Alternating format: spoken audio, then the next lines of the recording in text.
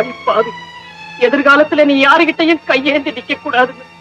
அந்த மனுஷன் கால் வலிக்க உடல் நோக ஓடுறாரே, அப்படி அவருக்கு என்னடி விதி? அவரையா நீ கேவலம்னு சொல்றேன்? பணக்காரங்களை கட்ட உங்களுக்கு வயிறு எறியத போறாம இல்லைங்க.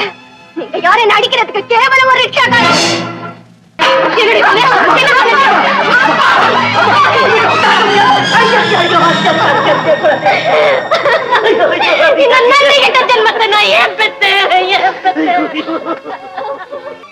உனக்காக குடும்பம் குழந்தை தரக்குன்னு ஒரு வாழ்க்கை எதுவுமே இல்லாம எல்லாத்தையும் சுட்டரிச்சிட்டு தியாக நெருப்பா நிக்கிறாரு.